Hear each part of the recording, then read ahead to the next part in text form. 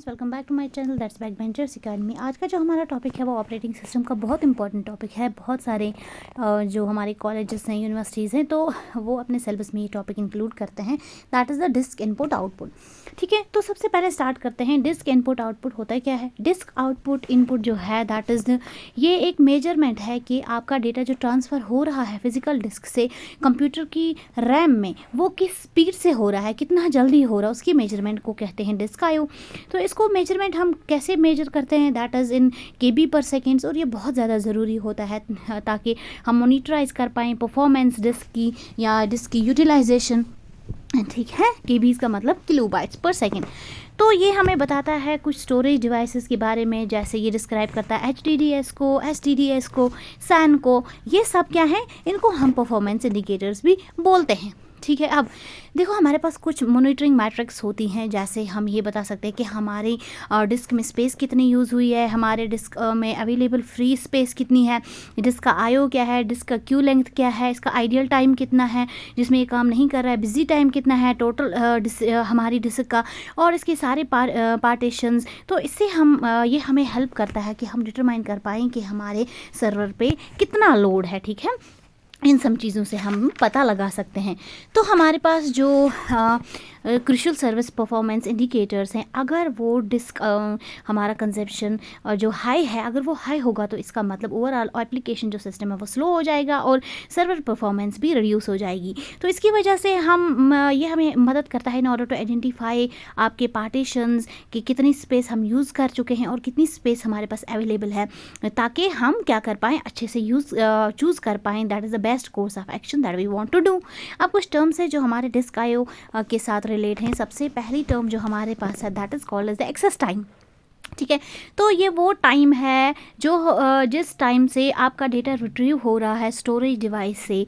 ठीक है, storage device से आपका डेटा जो रिट्रीव हो रहा है, लेकिन कब? आफ्टर प्रोसेसिंग या रिक्वेस्ट प्रोसेसर से जो रिक्वेस्ट आती है उसके बाद। ठीक है, ये एक्सेस टाइम है।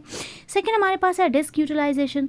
तो अगर हमारे पास डिस्क यूटिलाइजेशन की परसेंटेज हाई थी, ठीक है, डिस्क टाइम इंडिकेटर्स हाई थे, उसका मतलब हमारा जो डिस्क सिस्टम है वो काफ़ी हार्ड वर्क कर रहा है, उस पर लोड काफ़ी ज़्यादा है। थर्ड हमारे पास है read and write queue लेंगथ्स।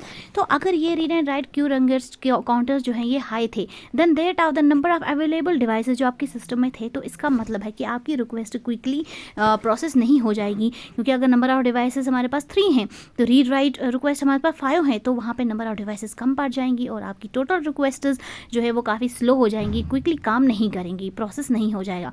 Disc bottlenecks, अगर हमारे पास डिज़ाइन प्योर था और हमारे पास डेटाबेस का जो इंडेक्स था उसको हमने प्योरली इंडेक्स किया है, तो उसकी वजह से हमारे पास डिस्क में बॉटलनेक्स मतलब प्रॉब्लम्स आ सकती हैं।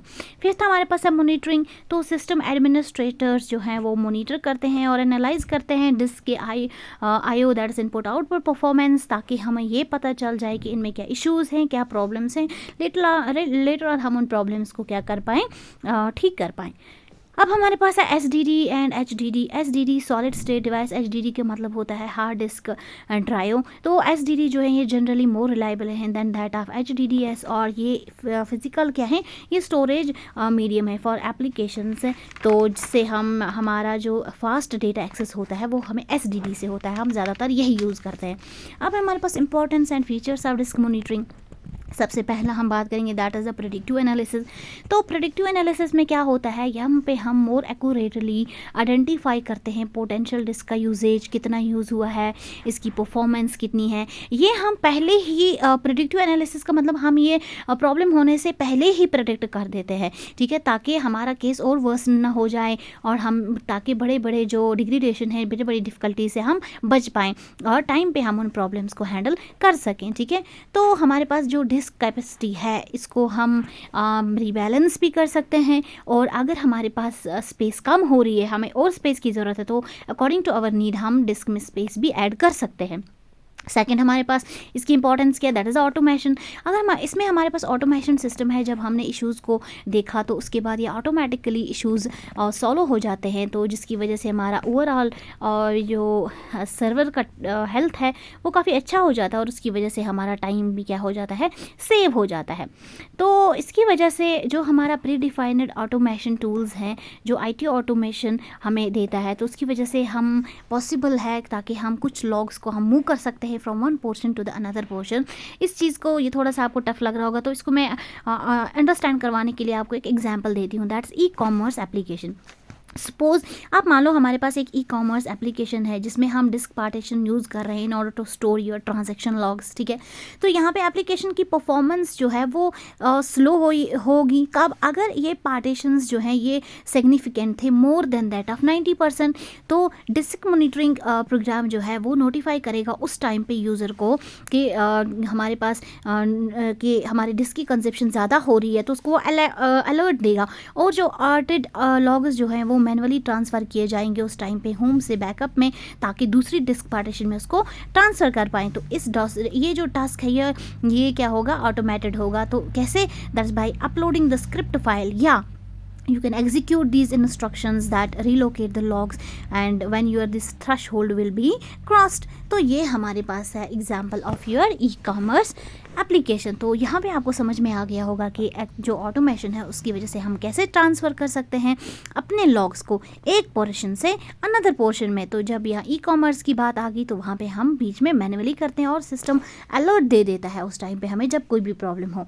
थर्ड हमारे पास सेटिंग द थ्रेशोल्ड। तो यहाँ पे कुछ थ्रेशोल्ड्स डिफाइन किए जाते हैं सारे एंटायर डिस्क के लिए, उसके तमाम पोर्शंस के लिए, और अलग अलग जो डिस्क के पोर्शंस हैं उनके लिए सेपरेटली थ्रेशोल्ड डिस्क्राइब किया जाता है। फॉर एग्जांपल इसको भी हम एग्जांपल से अंडरस्टैंड करते हैं। सपोज मेरे पास है disk as a water tank, और इसमें हमारे पास डिस्क पार्टीशन है, ठीक है, हर एक चैम्बर में। तो उस टाइम थ्रेशोल्ड हम कैसे सेट करेंगे और किन किन चीज़ों के लिए सेट करेंगे वो मैं आपको इस एग्जांपल से अंडरस्टैंड करवाती हूँ। सबसे पहले डिस्क जो हमारे पास थ्रेशोल्ड होगा वो होगा कंप्लीट पूरे डिस्क का, ठीक है, उस टाइम पे वो एक वैल्यू हो गया।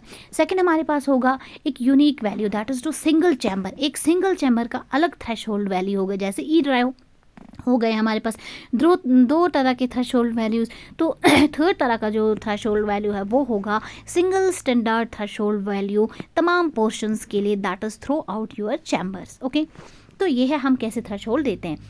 फोर्थ हमारे पास जो है that is improve the server efficiency. हमारा डिस्क आईओ इम्प्रूव करता है सर्वर की एफिशिएंसी को। देखो जो सर्वर मोनिटरिंग जो है ये हमें ऑफ़र करता है लगभग 50 से ज़्यादा परफॉर्मेंस मैट्रिक्स। जैसे क्या क्या देखता है ये CPU को किस किस चीज़ की मॉनिटरिंग करता है, CPU की, रैम की, लॉग्स की, सर्विसेज की करता है, ठीक है, प्रोसेसर्स की। इसके अलावा जो डिस्क की मॉनिटरिंग है वो भी, ताकि ये सब चीज़ें इसीलिए मॉनिटर होती हैं ताकि हमें ये श्योर हो जाए कि सर्वर की परफॉर्मेंस जो है वो ऑप्टिमम हो, वो ठीक है, ठीक है।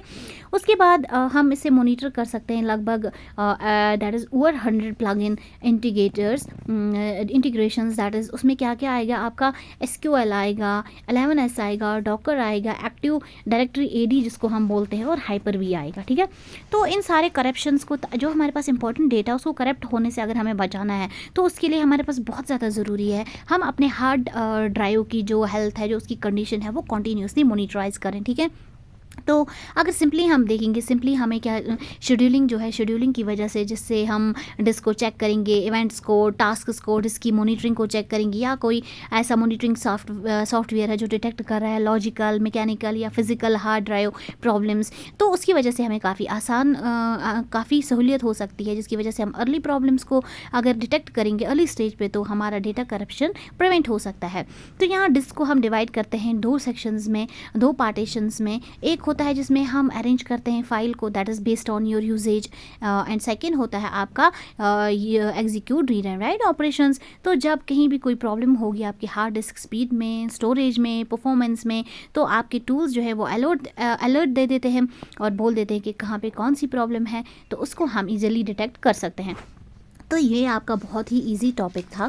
आपको कोई भी कन्फ्यूजन होगा आप मुझे कमेंट करके बोल सकते हैं। अगर मेरी चैनल पे नए हैं आप मेरे चैनल को सब्सक्राइब करें, बेल आइकन प्रेस करें, लाइक शेयर और सब्सक्राइब करें। आपको कंप्यूटर साइंस के बहुत से सब्जेक्ट्स मिलेंगे।